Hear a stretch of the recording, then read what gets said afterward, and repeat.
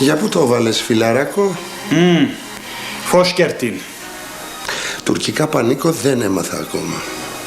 Να πά να μάθεις. Που εκουβαρηθήκετε μου ούλοι δαμέ.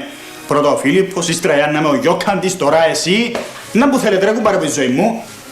Πρώτον, κουμπάρος με ένα παλιάνθρωπο σαν και σένα δεν θέλω να είμαι. Και δεύτερον, 2 κουβεντούλες ήρθα να σου πω. 2 κουβεντούλες που θέλω να μπουν καλά στο άδειο το κεφαλάκι σου. Κατάλαβες? Δεν μου απάντησε όμως για πού το έβαλες. Δεν είναι μου η δουλειά σου.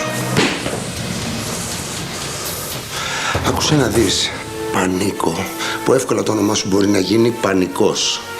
Δεν θα μου πεις εσύ ποια είναι η δικιά μου δουλειά και ποια όχι. Οκ. Άντραση. Λοιπόν. Έχω ένα μήνυμα να σου δώσω. Εγώ είμαι δικτυωμένος σε όλο το όμορφο νησί της Αφροδίτης που εσύ μολύνεις με την παρουσία σου. Ακόμα και στα κατεχόμενα. Πού το πάεις τώρα? Πού το πάω τώρα? Θα σου πω πού το πάω.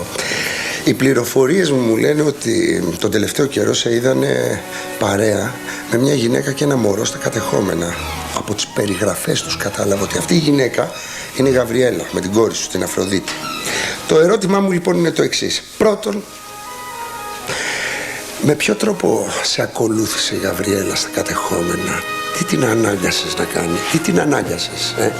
Και δεύτερον, γιατί τόσο καιρό δεν επικοινωνούσε με την οικογένειά της που τους έκανε να ανησυχούν. Κρίμα οι άνθρωποι. Κατάλαβες, Πανίκο, τώρα σε τι θα μου απαντήσεις? Κύριε Πανίκο, πραγματικά αυτό που θέλω είναι να σου προκαλέσω πανικό.